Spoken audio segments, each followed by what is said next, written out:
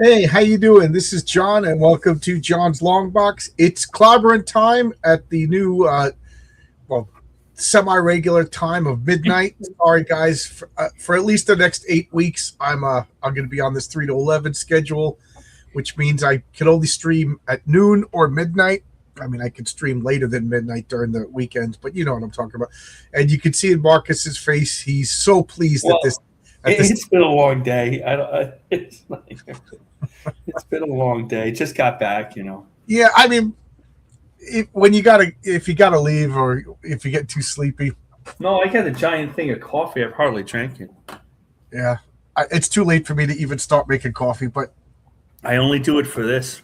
yeah, and we got our blessing. How you doing, Zach Tan? Good. Oh, Good. is Zach Zach Tan, you were watching the other night when I did that music thing. Did it sound good? Because I listened to it and it sounded awful. I won't do it again if it sounded as bad as I thought it sounded. But I mean, I was listening on my computer and everything sounded fine. But on your end, did it sound like crap? And how you doing, Arkham? Hey, it's you. Yeah, it's me. How you doing? How you doing? Doing good. How are you guys doing? I'm good. I'm good. Happy New Year, everybody. I'm fine, thanks. Today, I don't know what it was, but this was the longest week. I worked a couple of double shifts. And the state of the world, which I don't want to talk about, is just wearing on my soul. So I've just been in a horrible mood. I went on an apology tour to anybody. So if I don't know if you guys got direct messages, but I said if I've been rude or snarky, please forgive me. This has been a rough week, Oh, you weren't rude and snarky to me. I'm fine. Yeah, well, your father broke his hip, so Yeah, he's still. I don't know how he's in rehab. I don't know how long he's going to be yet. My sister's going down there eventually. Where does your father live? He lives in Fort Myers, Florida. Oh, okay. So how are you doing, Arkham? I'm doing well. Good. I haven't been snarky to you, have I? Because I've just been angry. If you weren't snarky, I'd be a little worried something would be wrong. You are an East Coast guy. That's snarky than you. Oh, that's true. Well, snarkier than usual. Snarkier. There you go. That's not snarky all that much. How you doing, Tony? East Coast guy. Yeah. John. Okay. Hey, everybody. Tony, you were listening on the other night. Did the music sound good on your end? Because I listened to it in my car and I was like, this sounds like garbage. It sounded all right. I just like the songs you were playing. I haven't heard that stuff in a long time. Yeah. For those of you who don't know what we talk about, like I said, I've been in a awful mood. And it's funny because when I know I'm in a bad mood, so I'm trying to be extra nice to my wife. So I hope. Yeah, don't take it out on her. No, it's not her. My wife is a sweetheart. My wife is nothing but nice to me. So, but I just been in a bad mood, and she's like, "Yeah, the state of the world." And then I was working these extra shifts, and I don't know, breaking in new boots. It was just a combination of everything. So I was like, whenever I get into a bad mood, I listen to my old punk rock stuff. So I came home from work yesterday. I was like, I'm gonna just blast punk rock until about 2:00 in the morning. And John, breaking in those new boots, I'm sorry, dude. I hate that so much. Oh yeah, well, my wife bought me new work boots for work. She was like, "Hold on, don't buy new boots," because I needed new work boots, and she got me really nice boots that I wouldn't have bought for myself. And it's just hard to break them in. There's nothing wrong with them. I actually think they're the best boots I've ever had. But breaking in new work boots, oh my god, it's rough. Isn't that always the way? What's that? Isn't that always the way with work boots? You get these. Marcus, you got work boots are really fit you, and you're really comfortable in them. You got to get rid of them; they're all falling apart. Oh man, my boots had holes. Isn't that the way? Do you need to wear boots at work, Marcus? Only on construction sites. But I used to wear them. You do go to construction sites? Mm-hmm. Well, we run wire, and stuff. Okay. Yeah, put APs in if it's not officially a construction site. So you got to keep a pair of boots in your truck. When I for 20 years I wore boots before this. I mean, for 9X, you remember 9X and Verizon and AT&T, all you had to wear boots. It was the same ones you wear. The 5 heel, so you could climb ladders and stuff. Tony, you do blue collar construction work, physical work? I don't even know what you do. You don't have to tell us. I'm a property inspector for a small out-of-state mortgage lending service. Do you go to construction sites too? I have occasionally, yes. But no, I don't wear combat boots. I wear sneakers because a lot of it's occasionally I've had very bad interactions with certain people, and I have to be able to, Get out of get there. along. One of them actually sucked their dogs on me. I had a couple of pit bulls running after me, so I had to I remember I was running wire. Usually people don't get mad at the electricians, but I was in Chinatown and I was running wire, and I'm going to give them the benefit of the doubt, but they were literally dumping garbage out of the window on us. So maybe they didn't know us. I don't know, but I was just like, where are they? So we just left. I was like, okay, I guess you guys get no power. That's what you got to do, right? Yeah. Yep. Arkham, you did special effects stuff. You didn't have to wear work boots, right? Oh no, I would work construction too. Oh, you did do construction. Yeah. So you know what it's like breaking in a new pair of boots.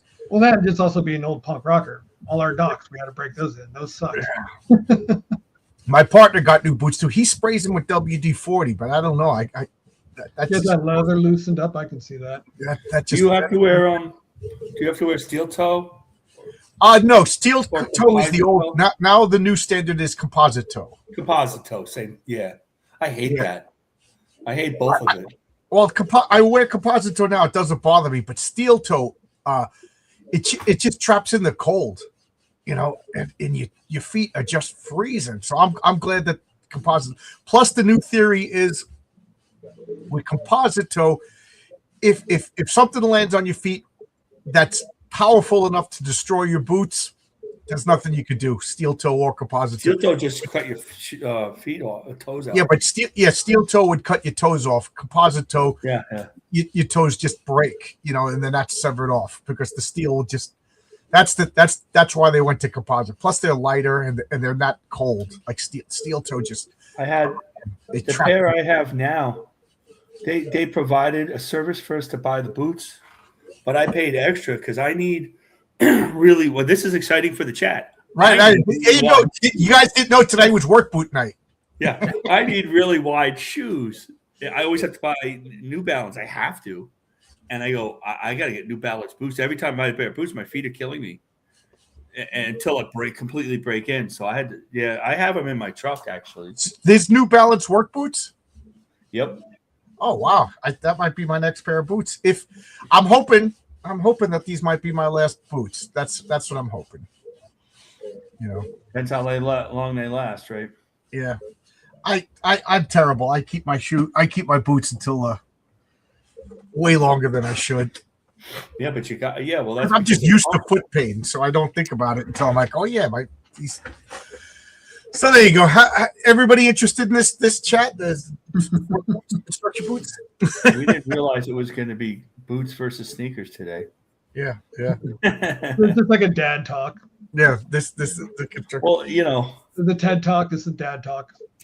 You could talk, And I'm at the age I wear bifocal safety glasses now. Oh, do you? That's funny. Yeah, that's one thing that's good. I have good. My eyes are good. Everything else is falling apart. Everything. I went to the doctor for a knee. Oh, you have arthritis. I'll trade something out. By the way, your left one's worse. Thanks. Ever since he said that, my left one hurts. Yeah, I wear. It comes all of a sudden.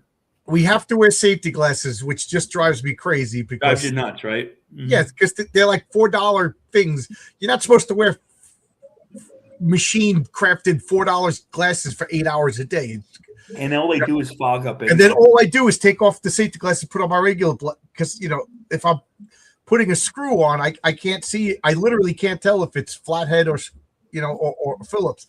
So I'm the only guy on the job that requests bifocal safety glasses. So they got like a big box, And then today I asked for another pair. He's like, what do you? I was like, who else? Just give them to me. It's personal protection. Give it to me. At AT&T, they had like the guys with prescription glasses were better off because if you were caught with a tool in your hand, it could be anything, and you didn't have your glasses on, you were going to get written up. And if it happened twice, you could get a day off. Right, it's a safety issue. Yeah, you get 3 write-ups. Have people over the job. we don't have people visiting and looking over our shoulder all the time. So everybody's really lazy with their glasses. But the guys who have prescriptions, they have to order prescription safety glasses through the company, and they always have them on their head. So they're always in compliance. Right. Yeah. If I had a system, so I wouldn't be in trouble. It's my job, because I'm at the airport. So if I get thrown off, you get thrown off an airport job, and that's like, you don't want to do that, because an airport job will last years. And since I'm cleared for the airport, like the way it works in my field is a job is over, everybody loses their job. It's not like you're fired. It's just if you're in construction in the building, and then you go and you get another assignment. Like nowadays, we just go home and we get it through text message. You know what I mean? So it's real convenient.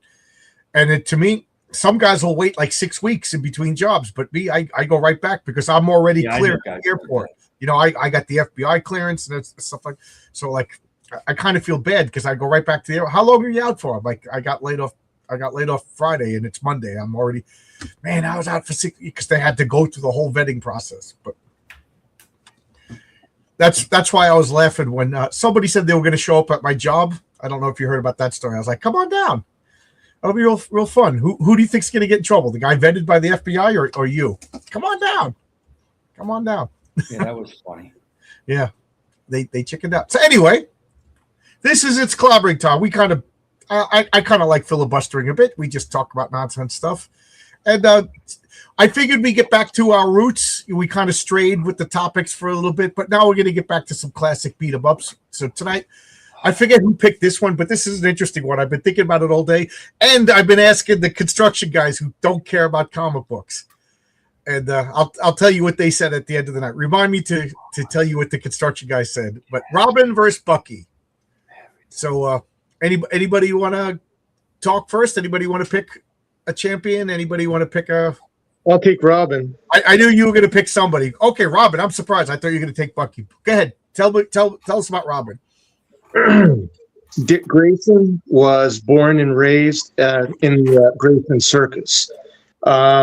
He was, if I'm remembering the origin story correctly, Boss Zuko came into town and requested protection money from the circus. They didn't want to pay, so he fixed it to have a little accident during the Flying Grayson's Trapeze Act, which they performed without a safety net. They fell several hundred feet and died, unfortunately, and Batman was there in the crowd. I think he was with a date, and he just sort of had flashes of what happened to him all those years ago. So he took the child under his wing. He recognized that the child had potential. He was very athletic. He was he was a gymnast, trained gymnast all of his life, but there was a rage to him and anger.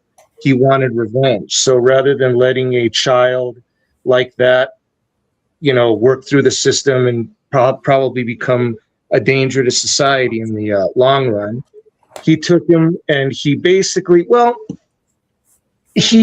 not going to say groomed, but he trained him to channel his frustrations and his abilities towards a more positive thing, which was crime fighting.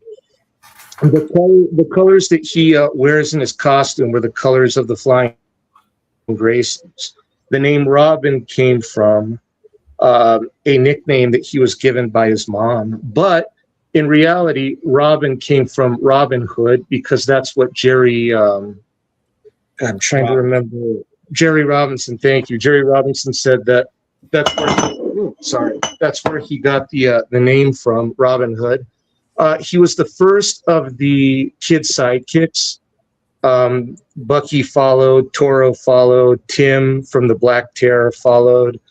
I'm trying to remember the name of Pinky from Mr. Scarlet and Pinky in Wiz Comics. But Robin was the first one. He was taught basically before Captain Marvel Jr. He was before Captain Marvel Jr. He's the first one. He is the first one. And in my opinion, this is when Batman got good.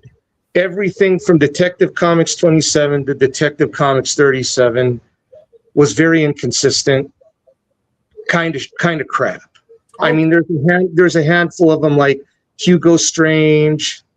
The two Hugo Strange stories were pretty good, but for the most part, year one Batman sucked. This is when Batman got good.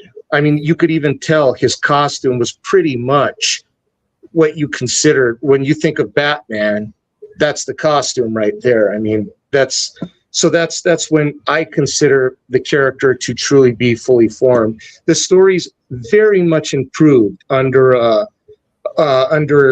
Jerry Robinson, Bob Kane, and Bill Finger. Bob Kane would draw the stories, and Bill Finger would basically fix the anatomy. Basically, he would just redraw everything that Bob Kane would draw. So that's why you get a much better Batman. And, well, all the characters started to look really, really good right around this time. Oh, Bill Finger fixed him, or Jerry Robinson? No, Jerry Robinson. Jerry Robinson's a great artist. Yeah, you go back, man, and you read that stuff that Bob Kane did by himself. God, that art is awful. That is just hard to look at.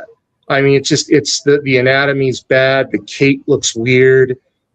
Like hands are. The only good thing was the purple gloves. I love the purple gloves.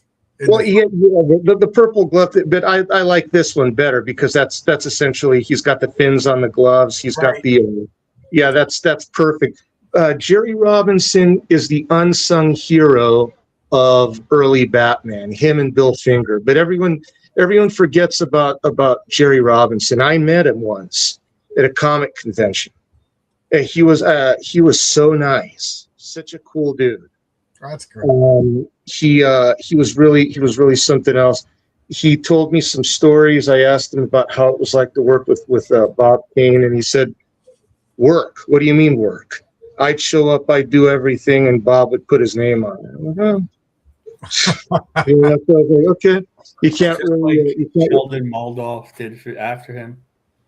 Yes, and then my other Lou Schwartz. Yeah. My other favorite Golden Age artist, just to put in, was Dick Sprang. I love Dick Sprang. I think that's when Batman really, really took off for me. I just love the style that Dick Sprang had here. But anyways, under his tutelage, Bruce Wayne taught Robin criminology, forensics, all that stuff that he learned, and because he was young, his brain absorbed it like a sponge. See, this is the thing, and I've always had this conversation with people. Oh, I hate Robin. Robin sucks. Robin's his assistant. I said, no, you got it all wrong. Robin is a replacement. That's what the Robins are. That's what Batgirl is. He knows he's human. Eventually, he will get old. Eventually, he will either not be able to cut it anymore or he will die. So the Robins are there to take over for him once that happens. So it's an apprenticeship. It's an apprenticeship, exactly. It's exactly, that's what it is. And I would say that, like, he was the first of the child sidekicks, and I would say he's the best. Bucky's got a few things going for him, but I'm Team Robin all the way on this one. In fact, I would say that I would much rather prefer Nightwing versus Winter Soldier, to be honest with you. I think we did that one a while ago. You did that one? Okay. All right. But there you go. That's and one other thing, a little bit of pre-crisis retcon. Boston Brand worked for the Grayson Circus. Right. So I don't know if that's still the case now. Things change, but yeah. So there you go. I'm done. So Zach 10 brought this up because usually adding a sidekick. Now, was that to help a failing series? Was it to According to what Robinson said, I've read what I've read from him in the past and what he said to me. They needed him to talk to somebody. They needed to move the story yeah, that would help lubricate the story. Instead, go back and read Detective Comics 27 through 37. It's a lot of the stories are clunky. After him, the stories move very well. And secondly, they wanted to attract more kids into the readership. The kids were there already, but now, hey, I'm a little boy. I'm reading a Batman story. Oh, Batman's got a kid sidekick. I'm in the story. It's sort of like that. It's funny because they said the sales took off after Robin showed up too. It did. They did shoot up. Like I said, the comic book vastly improved after Detective Comics. I didn't like the comic book either. It was really grim before Robin. It was grim and it was weird because he killed and Batman killed quite a bit before, and he was also kind of, it was grim, but it was also disconnected. It was disjointed.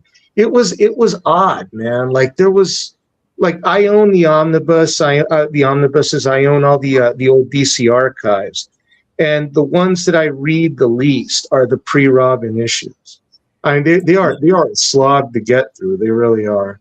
I really do like that Batman costume. Yeah, and I like the yellow oval too, and I miss like the blue that can be black if you want it, and the gray instead of this just black character, with armor or armor-ish things and over muscled. Yep, I agree. I like the Neil Adams musculature and Don Newton Jimmy Power musculature on Batman on a more regular basis. He doesn't have to be a steroidal maniac.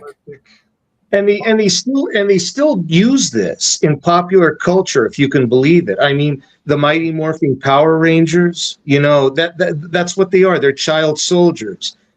Teenage Mutant Ninja Turtles. Splinter took the turtles and taught them from when they were very, very young how to do ninjutsu. I mean, it's still being used in its own way. That's what he is, essentially, a child soldier. That's the reason why I never understood Bucky, because Bucky was a mascot. I guess he would be, around the training. I guess he would have trained himself, but I don't know. This guy had the perfect teacher. Whatever. We'll handle that when we get to Bucky.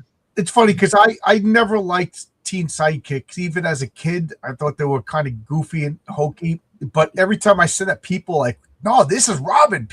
Robin has a hardcore fan base.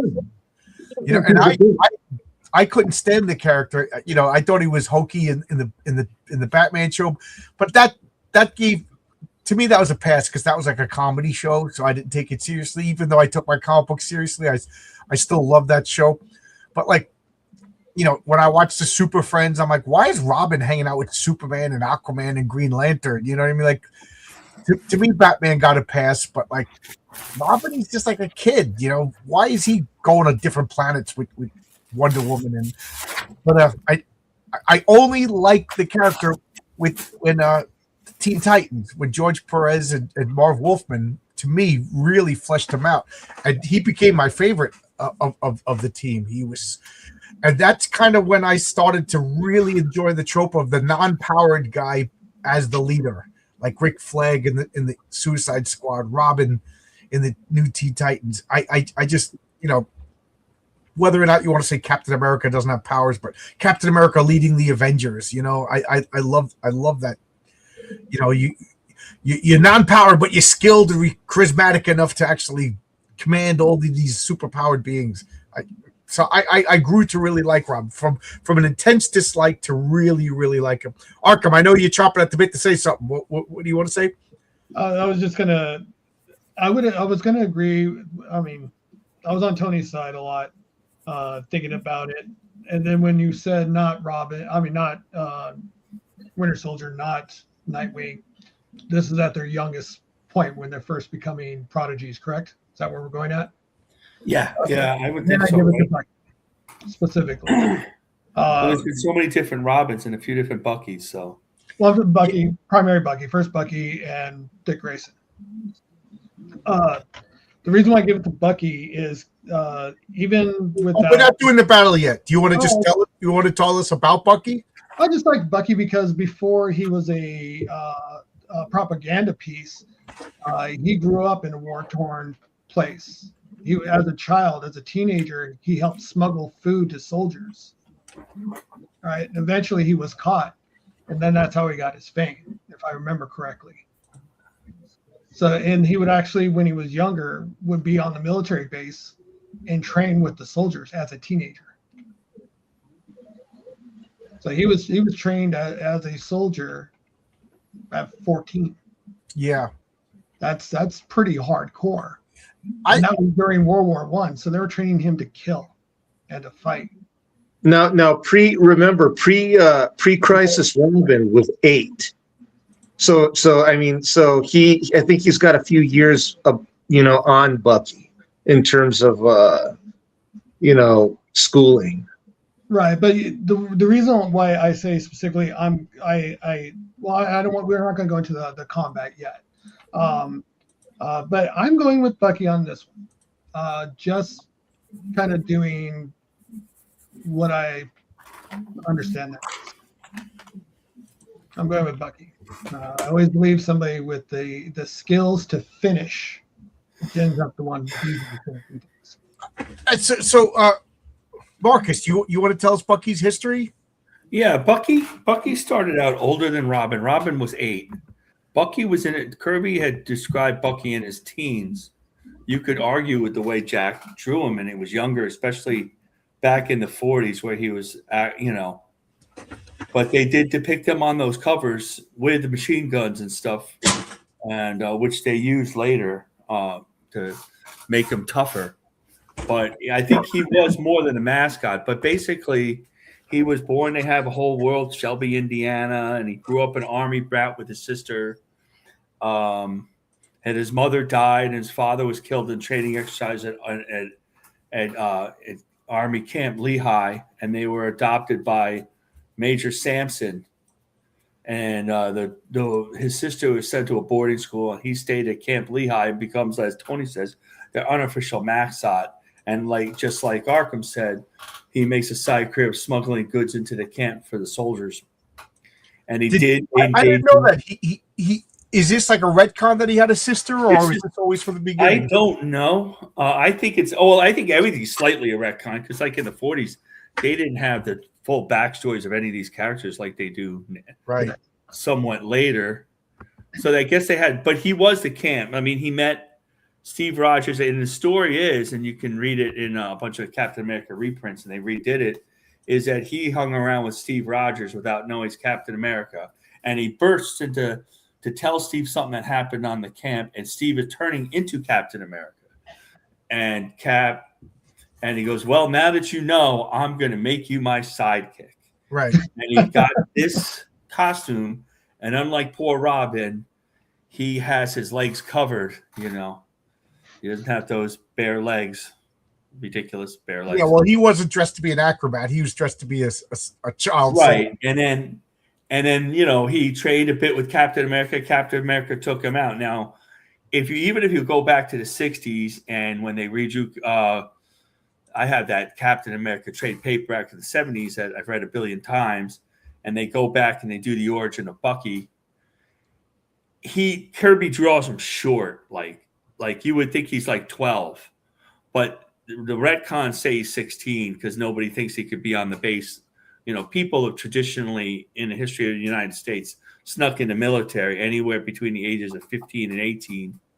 So 16 was a good, but he was at least 4 years, 12 or 13, I think. My wife tells me that her grandfather, and I'm probably going to get mixed up with it was great grandfather, but he snuck on a boat to England when he was 14 and basically became a child soldier for World War I at 14. You hear those stories. So I mean, if you told me Bucky was 14, I'd be like, I think he's between 12 and 14. Right. Yeah. In the 40s, again, Robin was so popular that Joe Simon's the one who created Bucky, for Captain America, and he drew the first drawing of Bucky. Of course, it's a dispute whether who drew the first drawing, Captain America, Jack Kirby, or Joe Simon, and a lot of their work is interchangeable back then. My wife just sent me a message. It was her papa, so I think her grandfather at age 13. So wow. She's watching upstairs. Hello. That's pretty hardcore. So, he was trained as a soldier, and he did soldiery things, and he did as much athletic things as Cap did, and they showed mainly him not. They would have the Alex Schomburg covers of them, both Captain America and Bucky, with like Tommy guns. But they didn't really show him shooting guns. Marvel later, Ed Brubaker, when he redid, they decided that he was like the secret assassin who did all the dirty work that Captain America didn't do, which is a little silly. Yeah, I think. I mean, war is war. We understand that Captain America and Bucky were in war, and whether Marvel Comics showed Captain America throwing his shield at Nazis as opposed to shooting them with a gun, we realize that the other probably did happen. So, and, he was pretty well developed, but, he got, and that was a retcon, by the way. They just disappeared at the end of World War II and the comic ended. He died in one issue. He was replaced by a woman, Betsy Ross, and they brought him back without explanation. And then Captain America wasn't in his own comic. It was a horror comic. Oh, really? And then all that other stuff that we know about Bucky, the Baron Zemo and the Bucky jumping on the plane and the plane exploding and Cap going into the Arctic and under ice and Bucky dying. That's all retconned in the 60s. Stan and Jack did that, or Jack and Stan did that. Yeah, that started in Avengers 4, and then I think they flushed it out. What was it? Tales of Suspense? Was that Captain America and Iron Man? Yeah, Tales of Suspense. He shared it with Iron Man. And right. The first year or so was World War II stories. Right. But they couldn't keep doing those, and Bucky was in those. And then there was I forgot what number. Is it Avengers, where Captain America goes back in time in this magical castle? It's kind of a classic. The cover is Captain America standing over Bucky. Why? Because Captain America is whining most of the time about Bucky. He feels like right. guilty. And they go back and they flesh Bucky out even more about like 1966 or 67. And then they just let him be dead. Bucky and Uncle Ben, were always right. dead. That was I remember that. That was like nobody stays dead but Bucky. Well, and Uncle Ben. They asked Jack. I was just looking into it before the show, and they asked Jack Kirby about it. He goes, "Well, if I thought Bucky was going to come, good for Bucky to come back, I'd have him come back." Like they thought of things like this, like, "Oh, I'm going to have teenage characters are popular. Robin's popular. I'm going to make Captain America's Robin." That's how it is. Stan did not like sidekicks, so Bucky didn't come back when Captain America came back. Stan hated the sidekicks. That's why Rick Jones went from place to place and was much more of a fleshed out character playing music and stuff than he was a true Bucky. He did stand in for Bucky. I mean, taking, a child and, he was a teenager, a child into combat or fighting crime. I mean, you can't do that now. You can call all sorts of names. I mean, yeah, I'm thinking about it now. Like, is Bucky the only teen sidekick in all of Marvel? I mean, Rick Jones too, but Rick Jones got into fistfights and stuff, with the exception of that. Rick Jones did some super heroics. Yeah, pretty much. I mean, well, Toro, DC right? was sidekicks. Aqualad came quick. Wonder Woman didn't get sidekicks. He got recreations of her as Wonder Baby and Wonder Girl. Right. And Superboy was Speedy. Superman. Yep. Yeah. And Namora. Kid Flash. Oh, that's right. Yeah, Namora and Namorita. You're right. Namorita, yeah. Well, to go on a tangent, they always bothered me because if you could take a human, like an air breather and a water breather, and make a Namor, and then and then make Namora, and then make Namorita, why isn't there like a eugenics program to like populate the earth with these? Like, don't you think Namor would be like, let's make an army and take over the earth? Because Namor's history is a lot more complicated, superpower wise, than people think. They just think he's the super muscular guy who woke up in Fantastic Four and he drove Atlantis. A lot of the 50s, he was depowered. All he could do is breathe in water. He had no super strength for like years. And then Bill Everett got back on the book, and even he did some of those. And then they decided like somewhere around 1957 that he would have my superpowers are back, and he was super strong for years. He was just like getting knocked out by thugs. And even in the Fantastic Four, like later on, he had the powers of the electric eel and a puffer fish. Yeah, he has very complicated history. Right in the middle of his history, while they were still printing Namor comics, he had like no powers at all after the war, 48 to 52. You know, always looking up Bill Everett. I read a lot of them. Well, that's what happens when characters get too powerful, because he was like lifting up tanks and throwing submarines. Oh well, yeah. Well, all the 40s characters is like, we all have reasons. Even people who don't want to have reasons. You know, it's all a little bit of world building. Back then, they didn't really build the world; they just did the characters and let it go. Nobody thought it was going to last so long. They need reasons for this.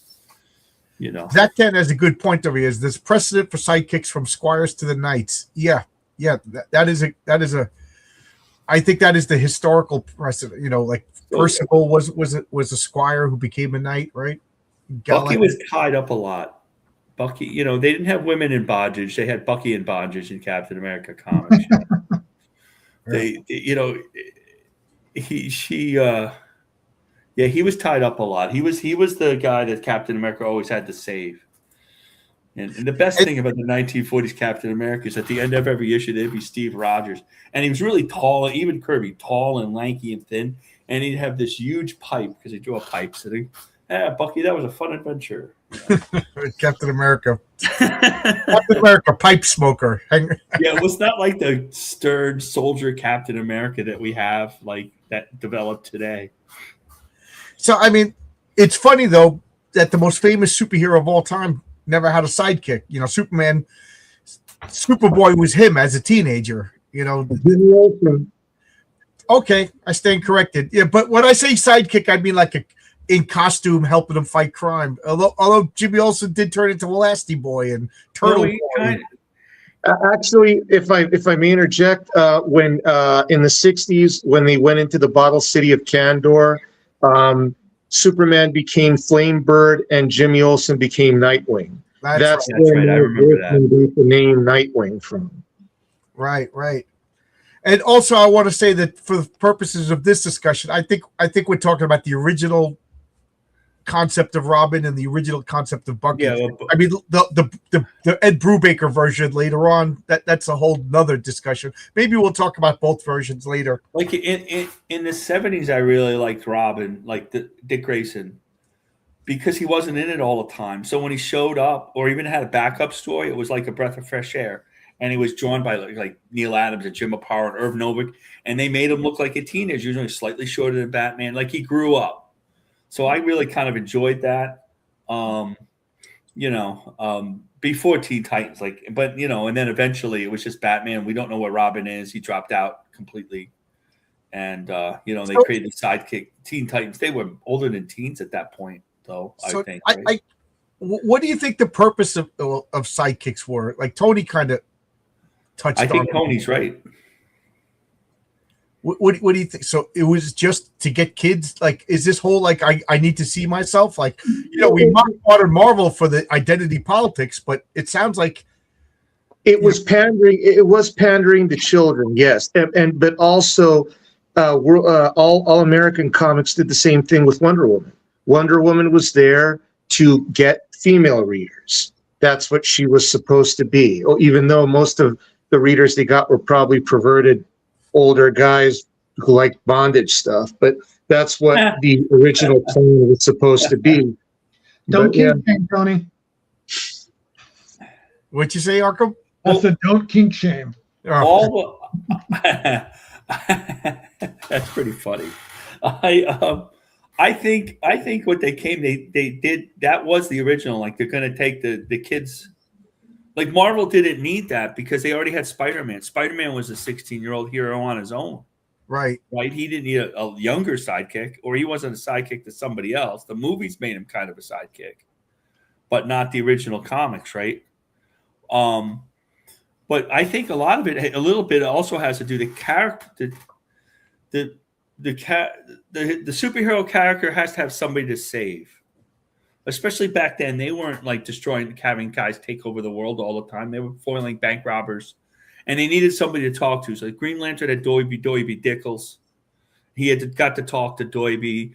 Even the Spirit had Ellen and her father and Ebony, and they needed helpers. And Superman had Jimmy Olsen and Lois Lane to get to save. And the ones that didn't have the tension of story. And the ones that didn't have child sidekicks had their girlfriends. That's right. Yeah, exactly. There's always, if you think it's 40s and 50s, always some sort of sidekick. Yeah, Diane Beaumont, the Sandman, and all that. Yeah. Stan did a lot of the thought bubbles, thought balloons. For Spider-Man, as he's used thought balloons, he's thinking to himself, but basically most of the time the guys are talking to somebody else. Well, Robin, we're going to do this. What do you think? Oh, that's a good idea, Batman. Instead of Batman thinking on his own, well, if I do this, and there's a balloon, or nowadays a caption, no balloons, right? They have somebody to talk to. I mean, you write the comics, John. What if the patriarch had a sidekick? Well, that was funny because in the first issue he was by himself, so I was just like, oh God, I have to have word balloons. Right, I have to have thought balloons. He has to think to it. Well, they have word balloons. They just put them in captions. Yeah, I meant to say, yeah, he had to have thought balloons. I like thought balloons, but yeah. So I was just like, I don't want to do that again. There's got to be somebody. I think they just found it easier to do, and it got to be a trope, And it's all based on the Batman trope.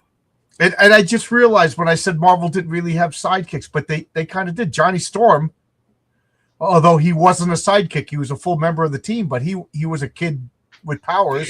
They had kid heroes, yeah. Yeah, like you said, Spider-Man. I didn't think of that. He was the sidekick who was not a sidekick because he was the main hero. So are there any other Marvel? Well, yeah, Wasp. Wasp was a sidekick. Yeah, I forgot about that. Yeah, she was, and that was even creepier because she was like, young girl who was romantic. She was chasing after Henry Pym for a while, and then Pym, I guess Pym waited until she was 18. They give him a break. She chased after him, Yeah, she did. She chased after him. The only creepy thing is Steve goes, wow. Don't think shame, John. It was Henry Pym in the very first appearance of Janet Van. He goes, what a lovely girl. She looks just like my dead wife. Yeah, that was nice. How creepy That's is that? a horrible idea. Yeah, I was going to say, I think I loved that Popeye. His sidekick was a stupid old man. That always borrowed money from him. Always borrowed money from him. Oh, Wimpy? I'll gladly pay you Tuesday for a hamburger today. And he'd always piss off Brutus. Brutus would kick his butt. Popeye would have to go rescue him. It was a great friendship. I loved it. So, yeah, I would say Wimpy was Popeye's sidekick.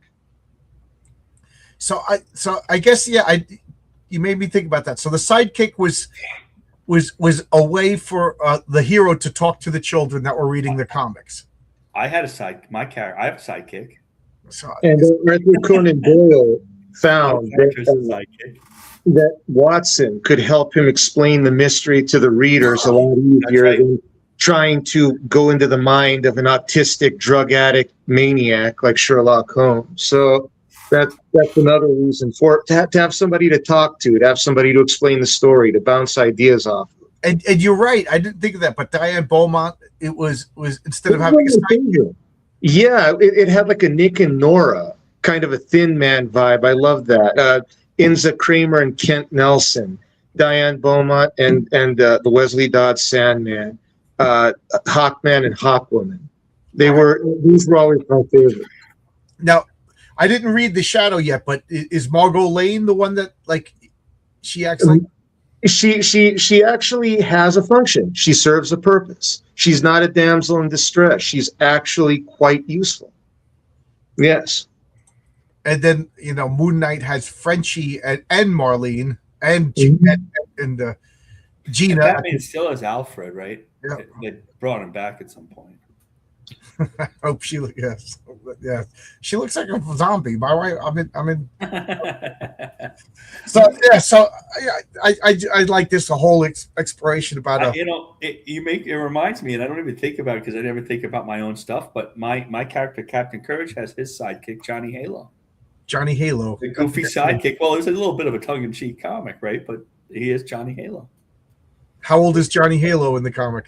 I drew him about 15 or 16. Okay, it's hard to draw. Oof. Pain in the ass.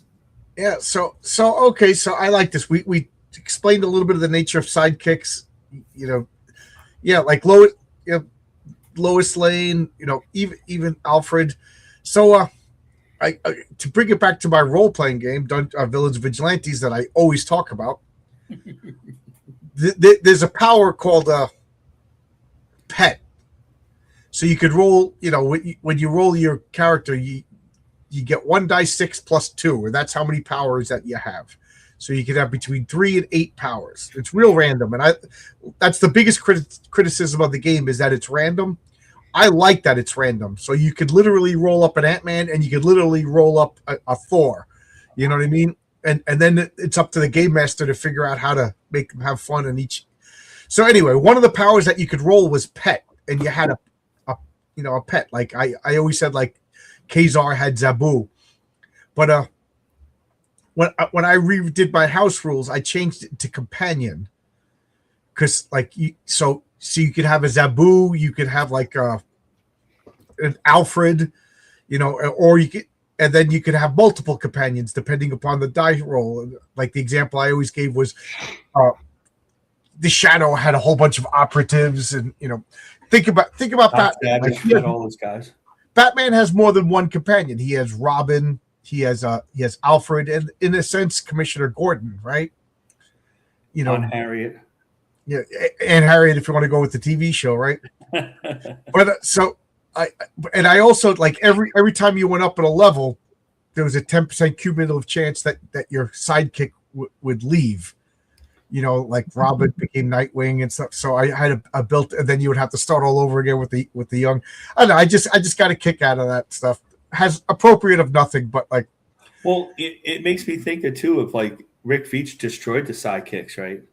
Oh yeah. And his comic, after you read that comic, you're like, I'm never looking at sidekick again. Well, I never, like I said, even as a kid, I never liked even when I read the original Legion of Superheroes, I was just like, kids are stupid. They shouldn't be. They shouldn't have. That's how Stan felt exactly about sidekicks. Like that they're just dumb. It doesn't make any sense to. It didn't make sense to him. And I thought the ultimate sidekick story was Alan Moore's Miracle Man. Tony, you read that, right? Oh yeah. I didn't. I've got a lot of problems with Moore. I know a lot of people here like Moore. I'm just not into deconstruction. It really was. Well, he was the one who could do it. Everybody else did it ham-handedly. He did it better than most. So Miracle Man was a English version. He was called Marvel Man in England, but when they brought him back to America, they couldn't use Marvel Man, so they changed it to Miracle Man. And Marvel Man was the English ripoff of Captain Marvel. And so instead of Captain Marvel Jr., they had Marvel Man Jr. or Kid Marvel Man. And Alan Moore, when he brought him back, Miracle Man disappeared. He lost his powers. He lost the ability to transform or whatever. It's a long story.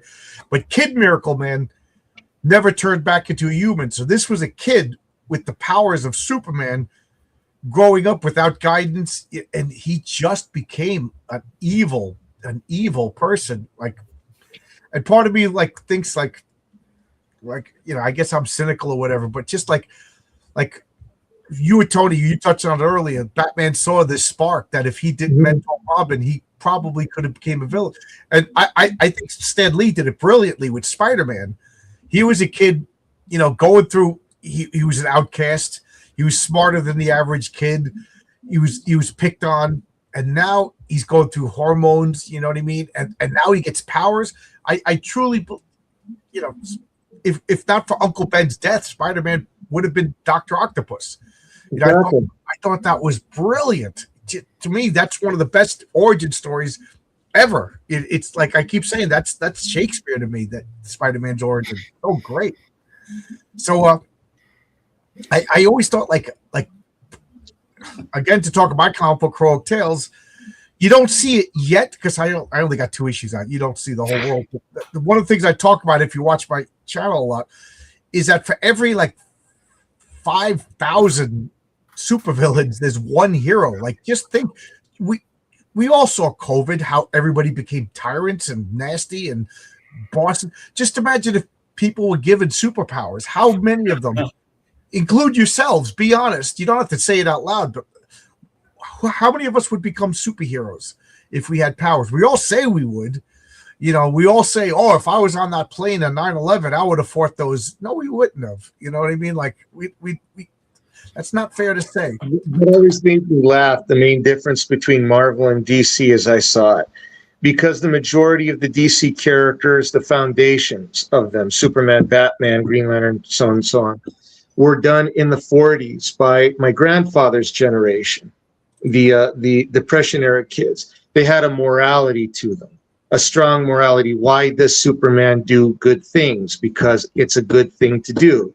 But the Marvel characters do things because they're guilted, you know, or they you know, Iron Man becomes an Avenger because he was an arms dealer. Spider-Man becomes Spider-Man because he caused the death of his uncle. The Hulk has that whole thing about him making the gamma bomb. You know, Mr. Fantastic feels bad because he caused the mutation, and so on and so forth. Whereas the core of DC is just good for good's sake. Right. And that's why I think that Marvel has always been that one, that, like, we have these powers, we have to do good.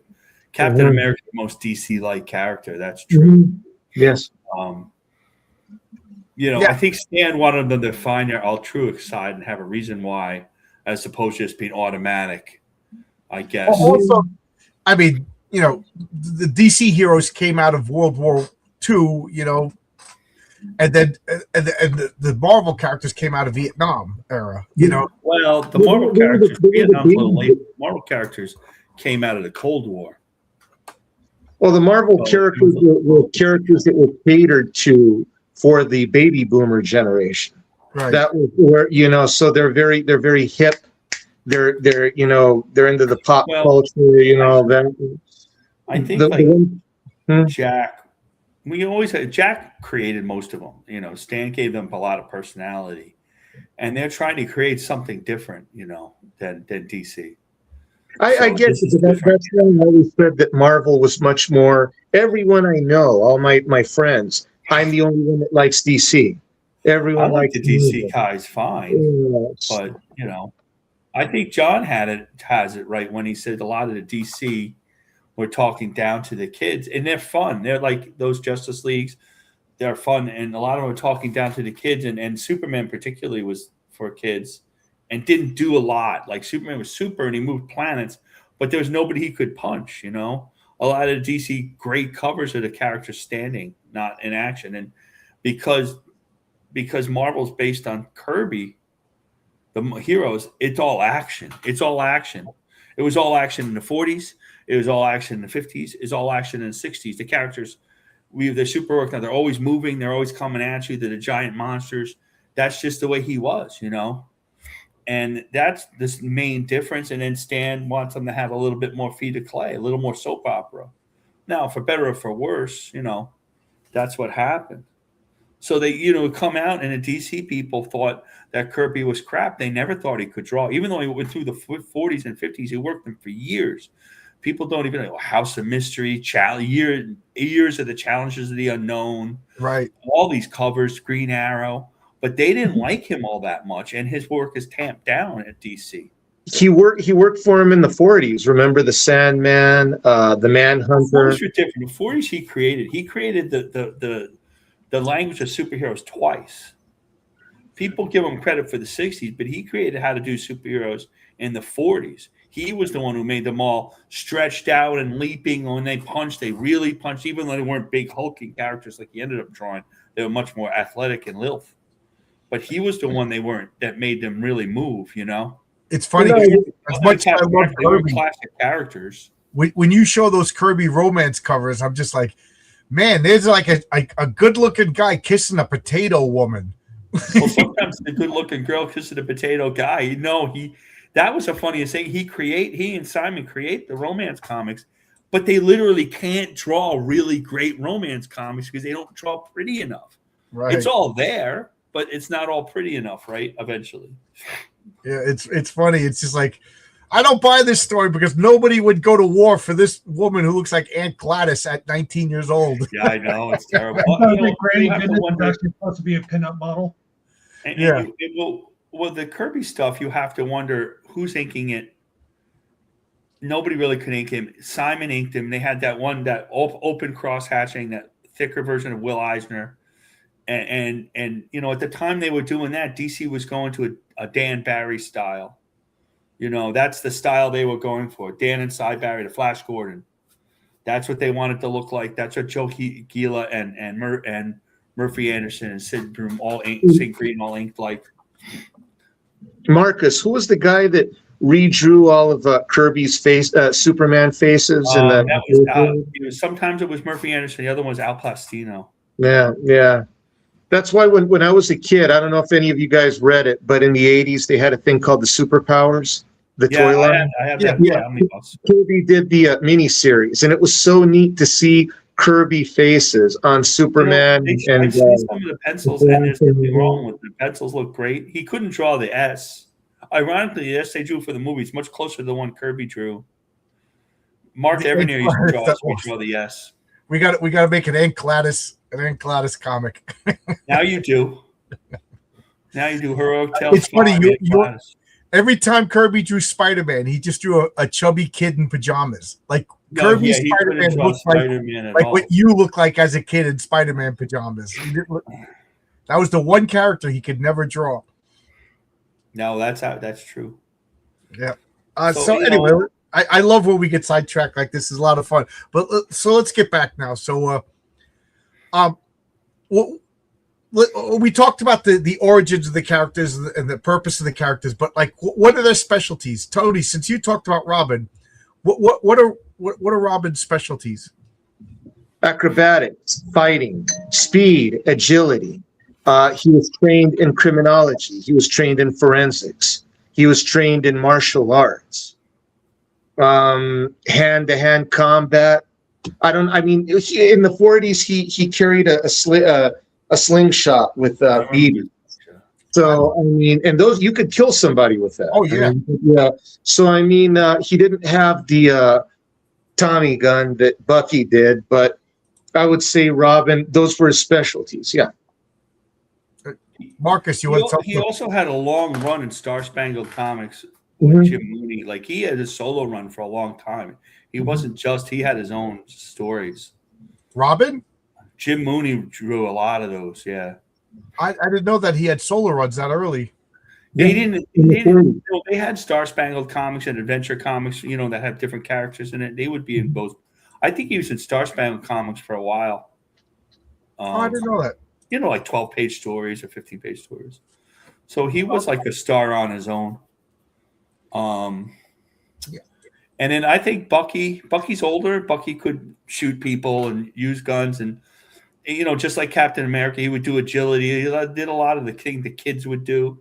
Get the Razzies from behind and pull their hat down. They drew him with enough power to knock out adults. Which is so he could definitely have hand-to-hand combat. But I think of more brutal variety, like more brutal variety than not as athletic as Robin. Yeah, So I'm trying to come up with why would they fight? So I know they existed in different. Well, not really. The original Robin existed in the 40s, but so why would they fight? Do you think they met once? If you can remember, John, in the 90s, there was a two-issue miniseries by John Byrne, Captain America and Batman. Oh yeah, I remember when they met. That was great. Yeah. So they did meet once. Okay. Yeah. Did they fight? I don't remember this. I haven't read that one in years. The only thing I can remember is the Joker freaking out when he found out that the Red Skull was a Nazi, despite the fact that he had a big swastika on his chest. Yeah. That was one of Byrne's best comics. He really looked like he had a lot of fun with that one. I love when John Byrne drew Batman. You know, He drew a great Batman. He Yeah, drew a he great drew a Batman. real Dick Sprang Batman too, right, Tony? If I and remember. I miss the smile. What's that, Tony? I have a scenario. One of the earliest Kirby Captain America villains was the Ringmaster and a Circus of Crime. So maybe they both of them, Batman and Robin and Bucky and Captain America, go to investigate the Circus of Crime, and there you have this perfect, like they could fight in the ring top. Okay. So maybe you can do that. Okay, yeah. So they get hoodwinked by the ringmaster or whatever, and now they're fighting. So how do you think the fight would go? Well, Arkham, we'll start with you since or in that scenario, I would just say, I mean, what is truly their motivation, right? Does Bucky think this is life and death immediately, or does he think this is just a normal rabble rousing? I could see Robin is, in his mind, because this is all an illusion. Robin thinks this has to do with the death of his parents. And I could see Bucky thinks that this is some sort of like Nazi money laundering, scheme, So so basically they both think it's the worst of the worst in their motivations. I think Bucky would just start off really strong. I mean, guns a-blazing immediately. Yeah, I mean, if those are Nazis in there, he's not going to go in there shaking hands, or try to, find out information. Really, it's probably going to go in there and take a few people out and then get information.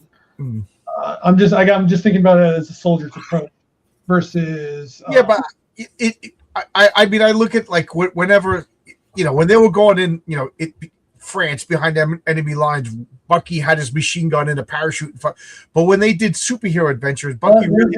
No, when he did superhero adventures, he didn't have a gun. No. Yeah. In a non-war situation, I don't think Bucky would have a gun, but the Ed Brubaker one he would, but he did carry weapons in the Invaders, right? Yeah. I don't even know. I didn't read up enough whether he had a gun. Well, he didn't have a gun all the time in the comics. I mean, I don't think he did. He just didn't. I mean, he ended up the leader of the Young Allies, I think. Kind of like Robin was the Teen Titans in the late 40s for a few issues. So with Toro, what do you another think? side, the other Teen Sack, and Miss America. I'm picturing Dick Grayson. Robin just comes swinging in a trapeze, and Bucky just comes in on a motorcycle up a ramp. You know what I mean? And this is that would be right. That would be right. And this is the way they come out fighting. I think you would have to do something like if Robin's 8 or 9 and Bucky's 12 to 14, Bucky will eventually just be bigger and stronger. Like he's closer to an adult, and an 8-year-old's an 8-year-old. That was going to be my question. Robin, that's a whole other issue. That's more. Are we doing this like 1945 when we're talking? If we're going to talk about that, I didn't even think about that. But like if how about they're the same age? Make because if one's 14 and one's 8, any 14-year-old is going to beat an 8-year-old. So they're both 14. Right, that's my point. Like Dick Grayson, Teen Titans, Robin, say is 17, and then you got Bucky 16 or something. That's okay. All right. I could do that. And I just changes my whole thing, right? So I put through this. He didn't have a gun, so Marcus is right. Usually has a gun on the cover, but not in Marvels. Yeah, but not in the comics that often.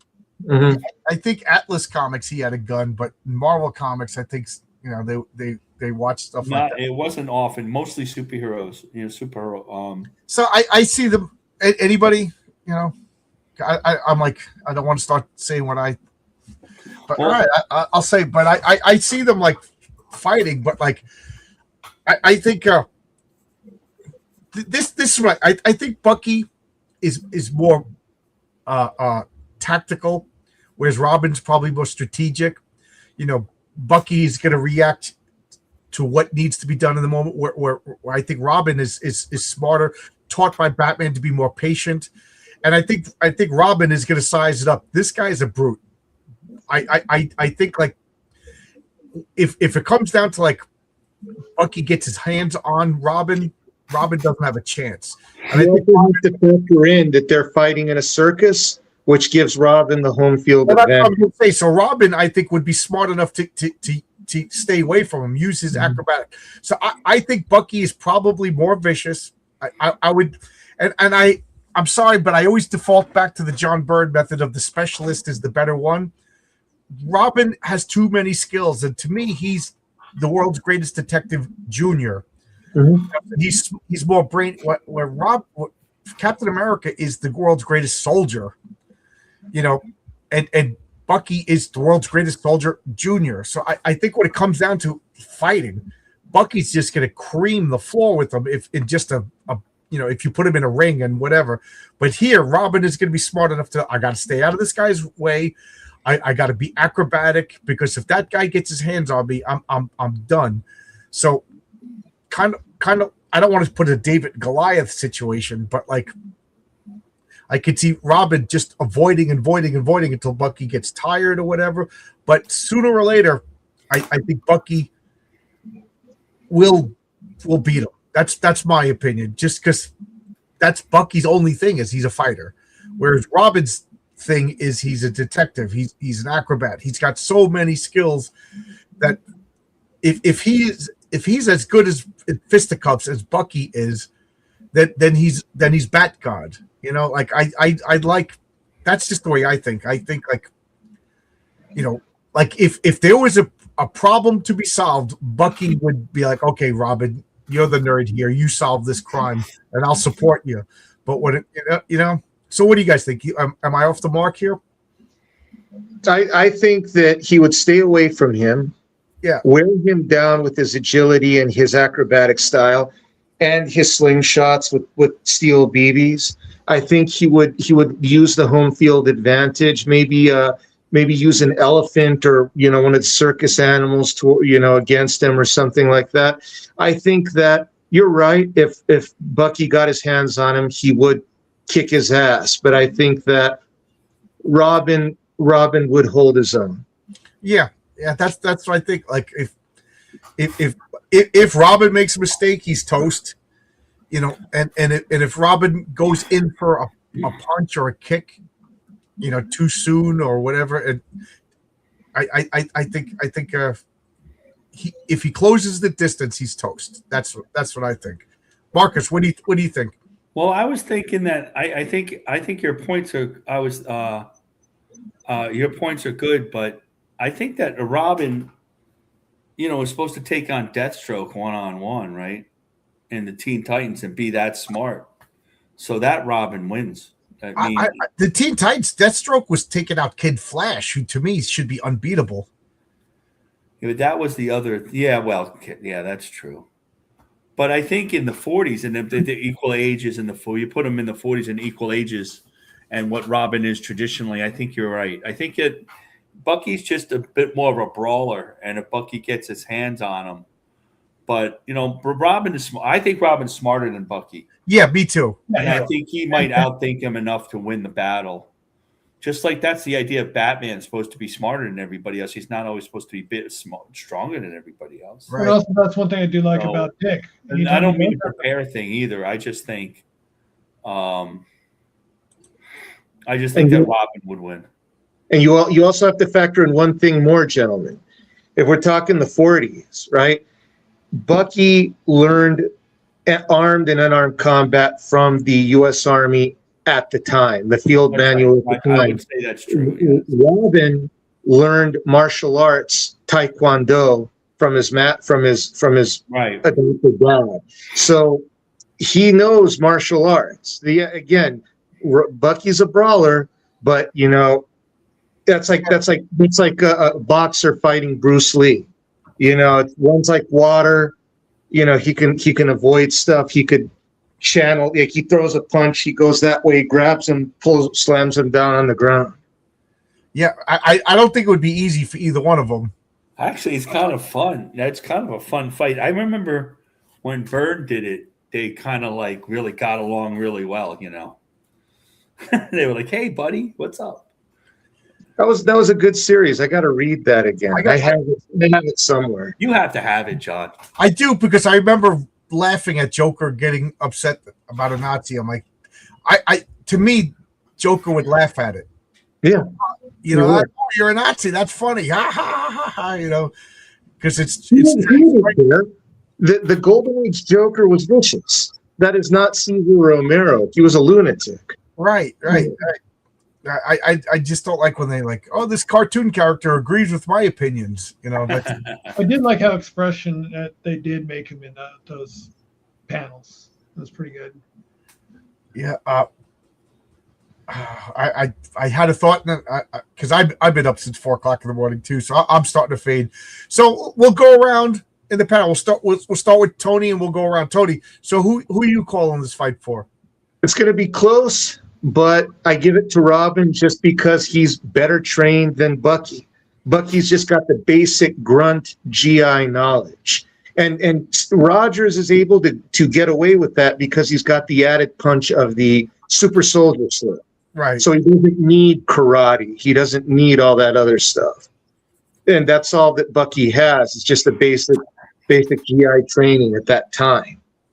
See, I wonder about that. Like, is Captain America supposed to be like the greatest at everything, or is he just have like his own unique? Like Spider-Man invented his own fighting style because in the 60s in the Avengers, I remember he was taught that's where he learned how to do karate and all that. So he knows it like in the 60s. We're talking in the 40s. I think he's supposed to be the greatest fighting man. Like, period. You know, I mean, he's not supposed to have super strength, but in the movie, clearly has super strength, right? Right. At least he's powerful.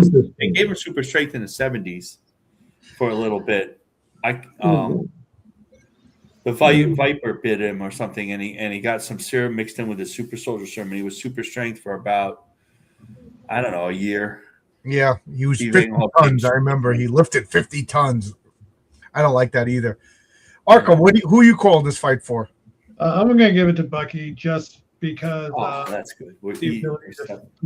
Training to finish, and just bigger, older, would probably have more endurance. You know, and just like you said, they're equal on skill. The size and the endurance is going to win out, especially endurance. Okay. Marcus, who are you calling? I'm going to call it for Robin. Oh, wow. That's a surprise. I went in thinking of Robin if they were of equal size and age. If it wasn't a 14 or 15-year-old against a 10-year-old. Yeah. That's almost they were both drawn like 10-year-olds back in the 40s. So, yeah. I'm going Bucky. I don't know. I still subscribe to the specialist wins. You know, and if Bucky can't fight, then what good is he? You know, that's all he is. Because when it comes down to who's got the missing jewels, I ain't calling Bucky. I'm calling Robin. You know, and right. And I'm not saying that Robin isn't a good fighter. I think like if it was anybody else, it would be Robin. You know, I think Robin would come up with a good plan, figure out everything. But like if I don't know, just in this particular case, I just think Bucky would beat in that, because Robin is more than a fighter. He's a detective. He's a distraction. You know, he's a crime solver, whereas Bucky is a soldier. You know, that's it. You know, so I kind of, like I said, I'm repeating myself. The specialist always wins. So at this point, let's ask the chat. What do you guys think? And also, what do you want to do next week? I kind of like getting back to the original roots of It's Clobbering Time, of guys, you know, two characters fighting. So how about Batman versus Captain America? Did we do that one? I think we did. No, we did Batman versus Spider-Man, but we never did Batman versus Captain America is very similar to this. Yeah, that's a good one. Okay, Batman versus Captain America. That's a good one. Yeah, that one. A few times. Which Batman? Well, you know, we could. Okay. There's millions of versions of Batman. Really. There's really only one version of Cap, right? Right. I mean, there's been different people that were Cap, but Captain America Steve Rogers has always been, other than that one section where he had some. Because I usually say the typical version, but there are What's a more than typical one ver- typical well, version of Batman. Well, We'll hash what- that out next week. That's part of the fun. The typical version was Yeah, up that's a good until. one. Yeah, I'm surprised we never did that one before. I think the typical version was up until he broke his back. Yeah, Right. I still don't like that. The Avengers JLA when they just looked at each other and didn't fight. That was so anticlimactic. What was that the tight team up or the one in the one that Kurt Busiek and George Perez did? Yeah, the Kurt Busiek George Perez one. I like that a lot. I mean, not that section of it, but I did like that series a lot. Did they fight? Did they already fight in Marvel versus DC or no? I haven't read that in years.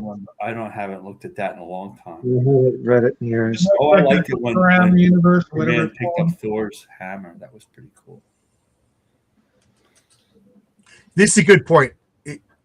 If Robin had some tactical environment, I think he wins. But the space confinement, no hiding place, Bucky would win. Yeah. I agree too. You know, in a circus, I think Robin has a really big advantage. And whoever wins, and I don't want to say if he messes up because, like, let's face it, superheroes don't really mess up. They have to exchange. Well, that's not right. I kind of like when superheroes mess up. It's fun. Speaking of which, did anybody read this for a tangent? Anybody read Horseman? I didn't get it yet. I kind of like that he's. I don't want to say he's lousy at being a superhero, but like, his motivation is I'm bored and I'm an adrenaline junkie. Like he's not doing it for any good reason. I remember Chuck Dixon said that he thought that Frank Castle, the Punisher, was one of the most selfish people on the planet, and that always bothered me until I thought about it. And then I guess this is just Chuck Dixon writing an even more selfish version of the Punisher. It's like reading Levon Cade, like all of Chuck's original heroes are kind of, what did he call them, the slob heroes? Yeah, the slob hero. Tony, you root for Levon and you kind of like him, but boy, does he leave a lot of bodies in his wake. I mean, clearly he's murdering people. They don't all have to die, and they all die. So he's not doing super likable characters. That's not the one. I mean, he will write super likable characters, but I think his creations are what you described the Horseman as. Tony, what were you saying? I meant to say, I was talking to somebody at my local comic shop, and they told me, and I don't know if this is real, but you guys might know. Apparently, an unknown grandson of Ra's al Ghul is now a trans girl. Yes, that's true. Oh my God! I saw it on Twitter. Oh God! I'm glad I'm not reading that anymore. I'm trying to think. What is the name? Transgression? I don't know. Yes, I think that's it. I think it's really. I think it's something like trans. It's something trans. Yes. Oh, I didn't. It's really, I was she's trying to make that up. Looking it up. And she's just like a little thin character with pink hair, right? Pink hair. Yeah, that's like drawn like in Tumblr's fashion, not like a cool fashion. And I bet you and she has super duper powers. Like she could defeat anybody, you know. I bet you Roz is real happy about that. It's like it's 2017. What are they doing? Well, his new name now, he's going to call himself Ra's al Groomer. Who is it? Greg Rucka is writing it too. Greg Rucka of all people. Well, he wrote Criminal. He probably got told to do it. Nah, he's an SJW. Oh, is he? They're all on Blue Sky. And is there any? I can't go back to Marvel or DC. Like this is why, you know. They'll give one good thing and then like five like awful things, and all their fans are like DC fans are like, oh, the absolute line, and it looks like the most. And it has some nice drawings. Like you can't say the art isn't bad. Oh, the art in the absolute line is excellent. This is like you say, it's not Batman. It's more like Horseman of all things. I mean, like they ripped off Chuck again. Now look at Absolute Batman, right? Take the aesthetic out of it, put it in a medieval aesthetic. It's a Conan book. Yeah, I agree. Yeah, he's a big guy. He's a big brute with an axe. Yeah, he's Conan. He's Batman Conan. That's all the problem. Smash.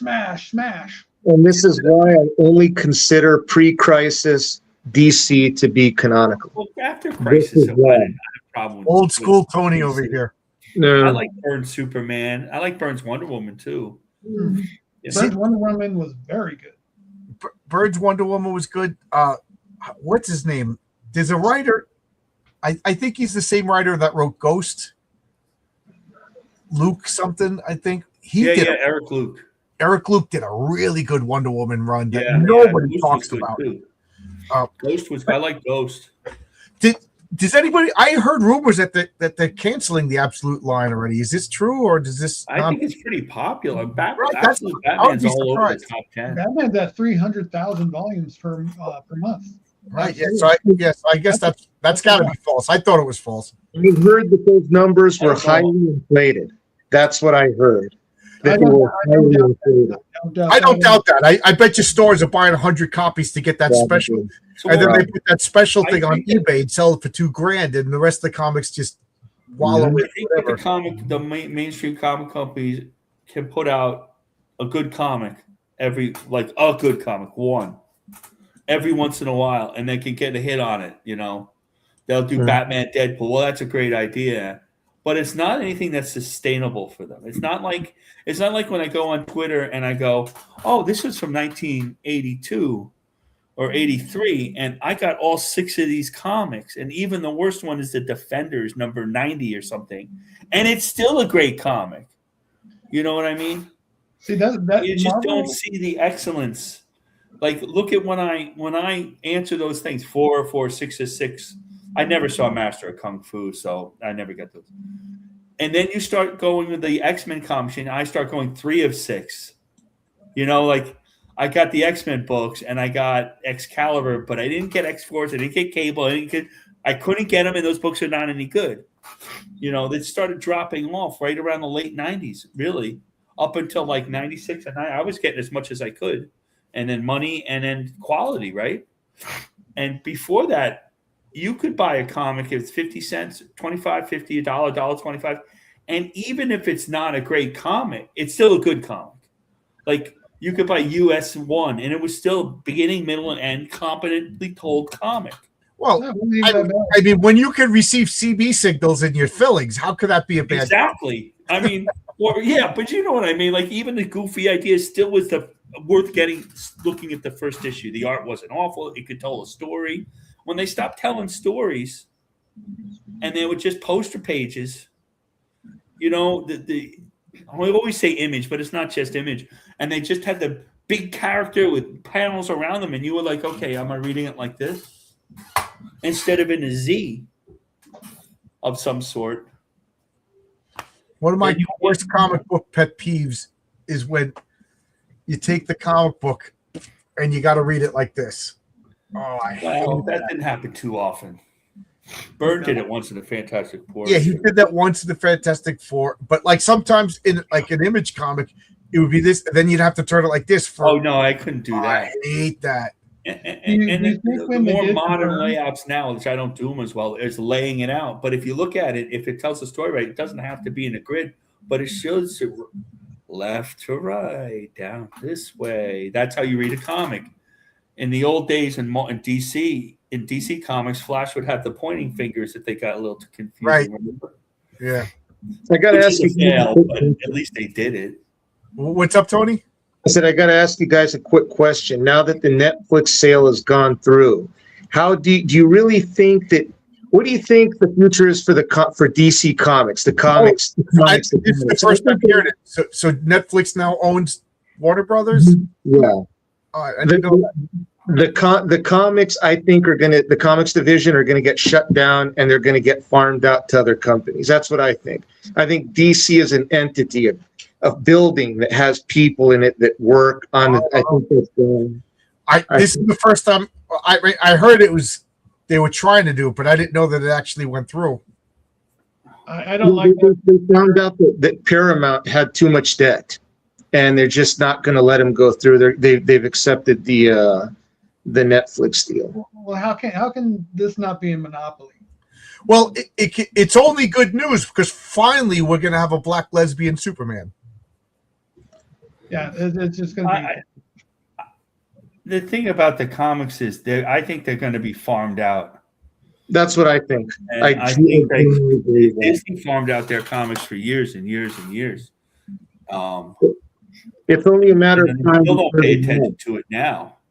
It's only a matter of time before the mouse does that to Marvel. I don't But see. I don't see that as the Marvel- world's worst thing if they farm it out to people who want to do it. What if Dynamite really wants to do an excellent Superman comic? I mean, their comics. I don't get a lot of them, but when I look at them, they're kind of competent. They're not my favorite, but like Titan does Conan, and it's supposed to be really great, right? It's a money law. It's a money loser. How could it not go that way? It happened to Doc Savage and the Shadow and Tarzan for all these years. How could Disney not have Mickey Mouse and Donald Duck cartoon comics? Well, am I mistaken? Are there Disney comics anywhere? Not that I'm aware of. I know that the Mickey Mouse has transitioned into a corporate mascot and away from being in Europe there probably is, but Mickey Mouse and Donald Duck haven't sold in America in years. Mm-hmm. Most of those ones that we see are European anyway. Europe, like they said, they still like the Phantom. We have no use for that Phantom. It's going to be interesting to see what the next 5 or 10 years brings to mainstream American comics. The big two. I say 5 years. Within 5 years. Yellow Gold Key. I mean,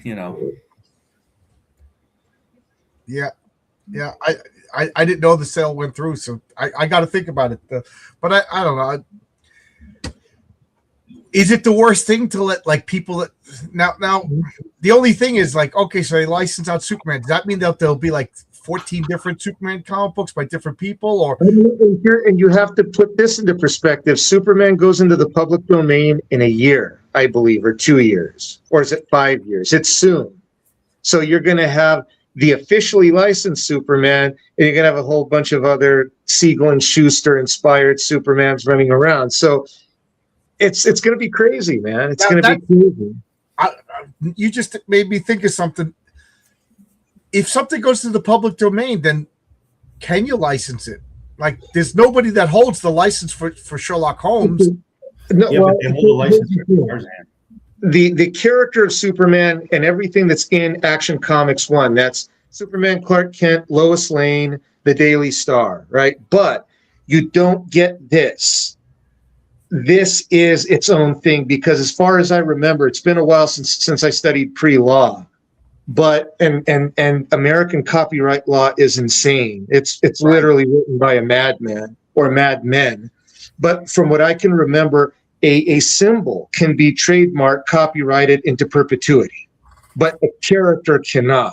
So that means that you're going to get Superman, but you're going to have another S shield, or maybe without the S shield.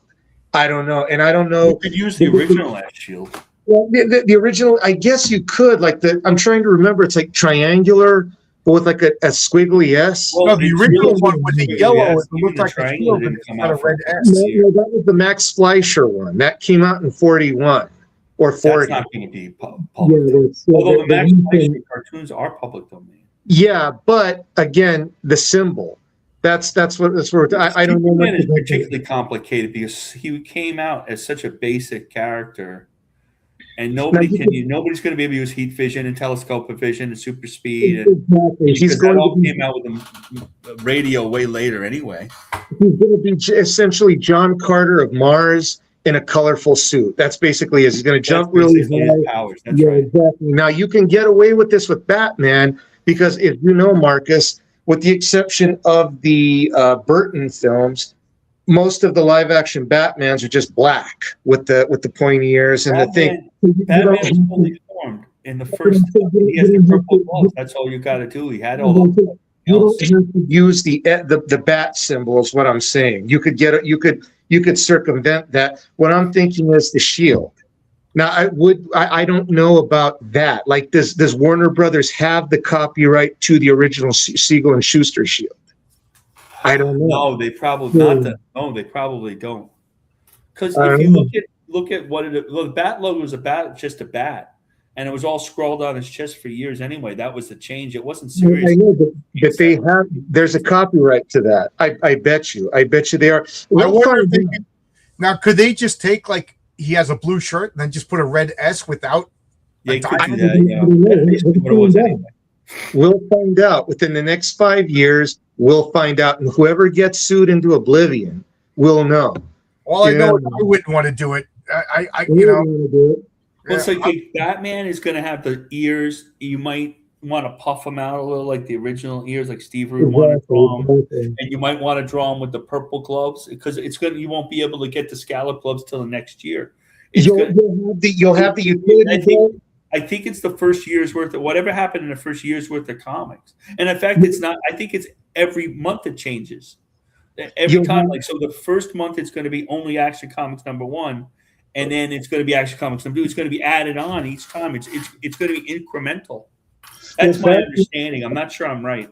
With Detective 27, you're going to have the utility belt, the basic costume. I'm not sure about the Bat logo. I don't know. You'll have the original Batmobile, which was essentially a red car with the little bat on the hood. Yep. And you're going to have Commissioner Gordon.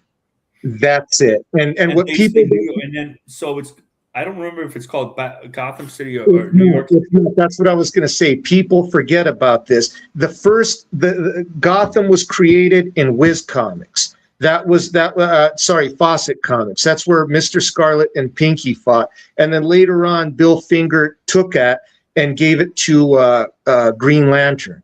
Green Lantern fought primarily in Gotham City.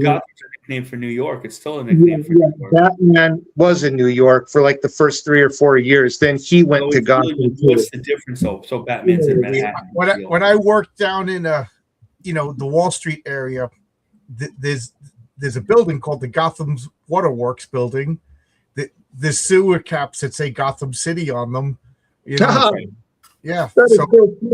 I would have taken one of those. Did anybody? We've all seen the first Men in Black building. Remember the Men in Black building? You remember when goes in and there's a guy sitting there and there's a big fan? Yeah. Mm-hmm. That's the Gotham City. Oh, yeah. Waterworks building. I've been in that building, I've been where that scene took place, and then they cut away to everything else. But I don't know how they can copyright Gotham because it literally is all over. No, they can't copyright. They can't copyright, but I'm saying everything in Detective 27, Gotham is not mentioned. So that's what you're basically going to get is a bare bones Captain America's going to be a bigger problem for Marvel. He's fully formed. He just has a triangle shield. That'll be that. I heard. Now I don't know if this is true, but I heard that Namor is already in the public domain. That's the rumor that Namor has been in the public domain for a while, and nobody's because Marvel's not going to talk about that. Yeah. Well, no, they did. They did a sneaky way. Why do you think, John? They remade him into a Mexican? That's why they remade him. Yes. Namor, ese. That's why his name, That's why they do all this stuff. Like the whole thing, they added the DEI stuff on. But you remember in the 80s, Thor got a new costume. Captain America became the captain. Spider-Man got the black costume. Iron Man became the movie. That's all because of trademark. That's all because they change all of it. It's not always creative. The creative people make it seem creative because they're good at what they do, but a lot of it's corporate, and the corporate makes their different character, make different costumes. So I'm wondering, nobody's been brave enough to do a Namor comic. Nobody's been brave enough. I like Namor, but I don't know how interesting he is to actually do a comic. The Bill Finger one was great. That's when I thought he was not Bill Finger. Bill Everett. Everett, thank you. Yeah, well, Bill Everett's a genius, He was a villain. He's the genius of comics. Yeah, but he was a villain. That's what I loved about him. He was the original villain. I mean, his first appearance, he kills 2 divers. That starts out like all the Marvel characters. Human Torch was a villain too. Well, Human Torch killed because he was like a baby. Like he came out of the thing and he was good and attacked everybody, but he didn't do it on purpose. Namor was a killer. That's the thing I loved. Like he was as bad as the Nazis, and then he started writing Nazis. John, I did think of you today. I'm reading on the plane a Dave Cockrum thing, and he's talking about the creation of Marvel Girl to the Phoenix. And the reason why she became the Phoenix, because they wanted to kill Marvel Girl, but she's a Phoenix, so she's supposed to come back. And it's the exact thing you say. So when they created the Phoenix, that was kind of the idea. Dave Cockrum and Chris Claremont did have that idea.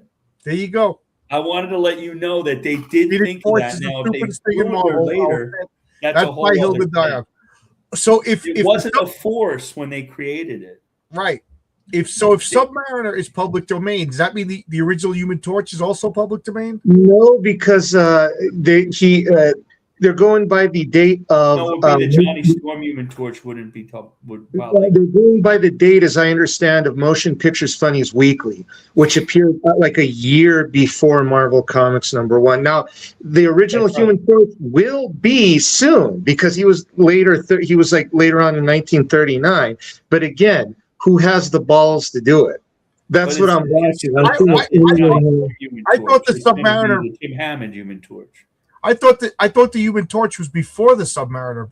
No, the Submariner predated. Oh, okay.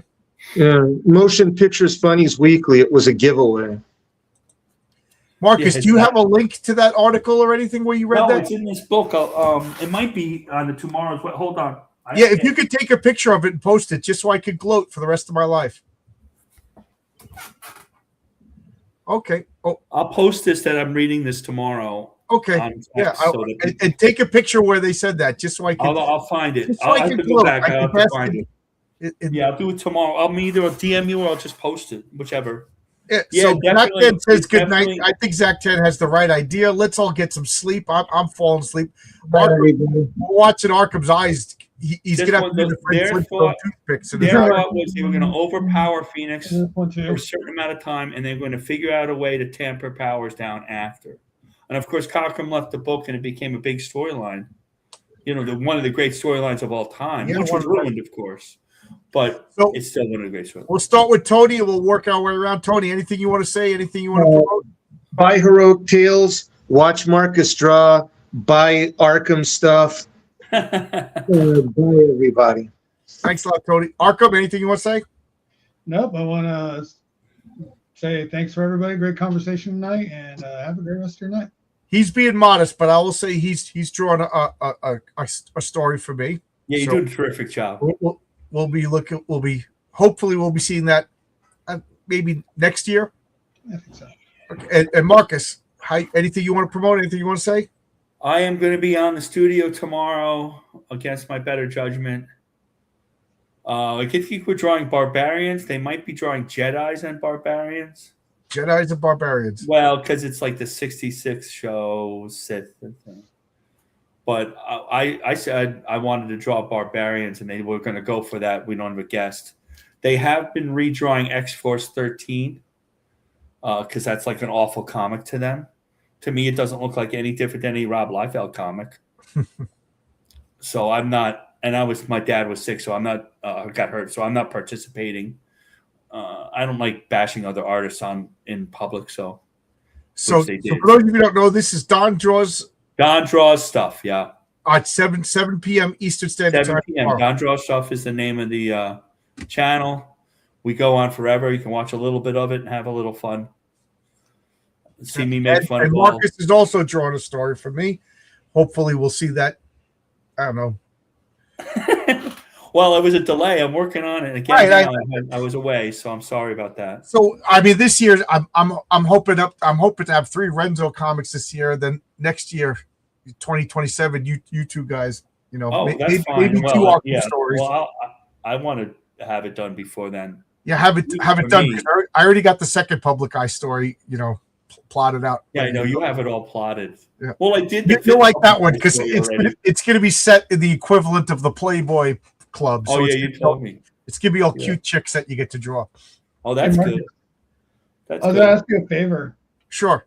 If you could send me maybe your settings for Photoshop or Clip of when you transfer from physical to digital. What do you mean? Do you work physical then digital? Oh, me? Yeah. Oh, I could thought you do were talking to me. I was like, I don't do anything. I'm sorry. I just type in word No, I perfect. work. It's all physical. Okay, so because it's like I when I wish- scan my work, it doesn't come out. It comes out way lighter than my drawings, and I take them to professionals to get scanned. It costs me money to get them scanned, and I'm like, these don't look the same as I my. either scan it on. I mean, they look the same, but they just I the either color or scan something. it at FedEx, or I have a scanner on my phone, and that seems to be okay. But that's going to have to stop. I'm going to have to get a real scanner at some point. Yeah, I think I'm gonna save up. There's one at Staples that does 11 by 17. That's 1200 DPI. So I'm like, okay, I think that's. Yeah. I'm gonna because I feel better scanning it. I go to not Home Depot, but Office Depot, right by me, because I Renzo sent me a stack of work and I scanned it so I could put it up on, and it was like 25 cents a scan. You know. Yeah, that's not bad. That's usually JPEGs, but then usually they can switch it to TIFF. So I mean, Oscar hasn't yelled at me, so yeah. that's basically what I do. That's like the doing it at FedEx, same thing. So, Okay, I've had them send it to me as JPEGs. yeah, TIFF seems to be the best format, but you know. Okay, so Yeah, I'd like to get it as TIFF for you guys easier. I don't want to make it harder for him. It just seems it's I don't know, for some reason, like sometimes JPEG it just doesn't come out whenever I load it. You know, I put it in the folder, and then when I go to retrieve it, it's just garbage. But TIFFs always seem to work the best. So I would prefer TIFFs, and I think that's what, you know. But anyway, this is all behind the scenes stuff. But I'm gonna, so again, I'll see you. I think tomorrow I might be on somebody else's channel. I forget. It might be next week. It might be tomorrow. But Sunday, I'm going to continue the Sunday comics with more X-Men goodness. I got to get back into that. I was busy Sunday. I'm sorry. It's okay. Yeah, you had a family emergency. I do know that after the X-Men, I want to do the Avengers from 150 to 200. That'll be my next. Avengers. Oh yeah, I like that. That's good. That is so good. But good night, everybody. I'll see you. Good night. Good night. And next week we'll do night, Batman versus Captain America. So I'm getting sleepy and I'm talking nonsense. Good night. All right. Good night.